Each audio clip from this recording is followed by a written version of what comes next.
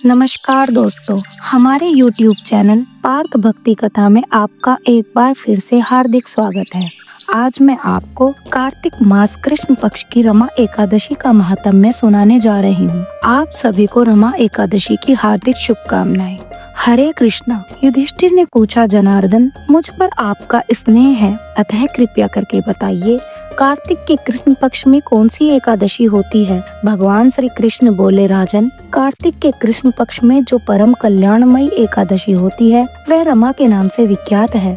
रमा परम उत्तम है और बड़े बड़े पापों को हरने वाली है। पूर्व काल में मुचुकुंद नाम से विख्यात एक राजा हो चुके हैं जो भगवान श्री विष्णु के भक्त और सत्य प्रतिज्ञ थे। निष्कंटक राज्य का शासन करते हुए उस राजा के यहाँ नदियों में श्रेष्ठ चंद्रभागा कन्या के रूप में उत्पन्न हुई। राजा ने चंद्रसेन कुमार शोभन के साथ उसका विवाह कर दिया।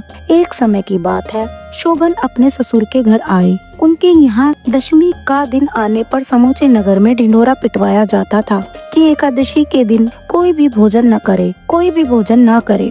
यह डंके की घोषणा सुनकर शोभन ने अपनी प्यारी पत्नी चंद्रभागा से कहा, प्रिय, अब मुझे इस समय क्या करना चाहिए, इसकी शिक्षा दो। चंद्रभागा बोली, प्रभो, मेरे पिता के घर पर तो एकादशी को कोई भोजन नहीं कर सकता। हाथी घोड़े, हाथियों के बच्चे तथा अन्य पशु भी अन्न, घास तथा जल तक का आहार नहीं करने पाते। फिर मनुष्य एकादशी के दिन कैसे भोजन कर सकता है। प्राणनाथ, यदि आप भोजन करेंगे तो आपकी बड़ी निंदा होगी। इस प्रकार मन में विचार करके अपने चित्त को दृढ़ कीजिए। शोभन ने कहा, प्रिय, तुम्हारा कहना सत्य है, मैं भी आज उपवास करूँगा। देव का जैसा विधान है वैसा ही होगा। भगवान श्री कृष्ण कहते हैं, इस प्रकार दृढ़ निश्चय करके शोभन ने व्रत के नियम का पालन किया। क्षुधा से उनके शरीर में पीड़ा होने लगी, अतः वे बहुत दुखी हुए। भूख की चिंता में पड़े पड़े सूर्य अस्त हो गया। रात्रि आई जो हरि पूजा परायण तथा जागरण में आसक्त वैष्णव मनुष्यों का हर्ष बढ़ाने वाली थी, परंतु वही रात्रि शोभन के लिए अत्यंत दुखदायिनी हुई। सूर्योदय होते होते उनका प्राणांत हो गया। राजा मुचुकुंद ने रजोचित काष्ठों से शोभन का दाह संस्कार कराया। चंद्रभागा पति का पारलौकिक कर्म करके पिता के ही घर पर रहने लगी। नृपशेष रमा नामक एकादशी के व्रत के प्रभाव से शोभन मंद्राचल के शिखर पर बसे हुए परम रमणीय देवपुर को प्राप्त हुआ। वहाँ शोभन द्वितीय कुबेर की भांति शोभा पाने लगा। राजा मुचुकुंद के नगर में सोम शर्मा नाम से विख्यात एक ब्राह्मण रहते थे। वे तीर्थ यात्रा के प्रसंग से घूमते हुए कभी मंद्राचल पर्वत पर गए।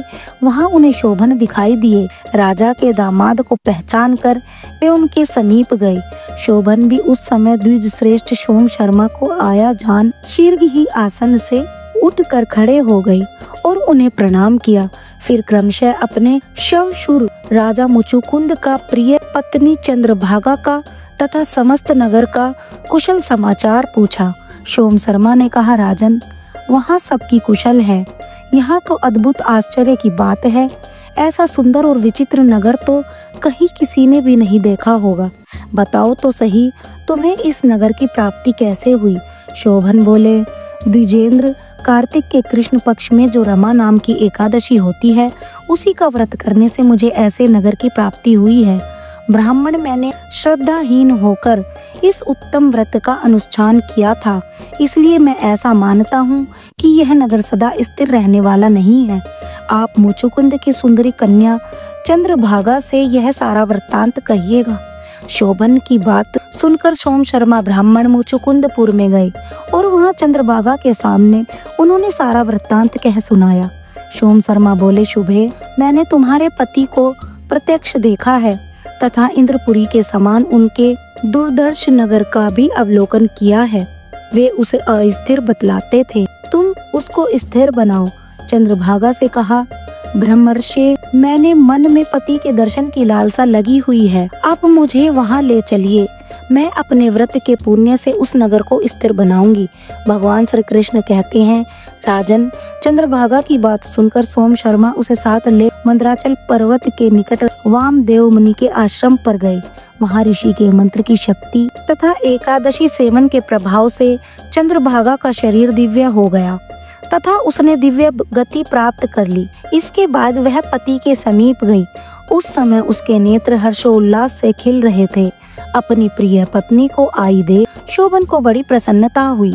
उन्होंने उसे बुलाकर अपने वाम भाग में सिंहासन पर बिठाया। तदंतर चंद्रभागा ने हर्ष में भरकर अपने प्रियतम से यह प्रिय वचन कहे, नाथ, मैं हित की बात कहती हूँ, सुनिए। पिता के घर में रहते समय जब मेरी अवस्था 8 वर्ष से अधिक हो गई, तभी से लेकर आज तक मैंने जो एकादशी के व्रत किए हैं और उनसे मेरे भीतर जो पुण्य संचित हुआ है, उसके प्रभाव से यह नगर कल्प के अंत तक स्थिर रहेगा। अतः सब प्रकार के मनोवांछित वैभव से समृद्धिशाली होगा। नृपश्रेष्ठ, इस प्रकार रमा व्रत के प्रभाव से चंद्रभागा दिव्य भोग, दिव्य रूप और दिव्य आभरणों से विभूषित हो अपने पति के साथ मंदराचल के शिखर पर विहार करती है। राजन, मैंने तुम्हारे समक्ष रमा नामक एकादशी का वर्णन किया है।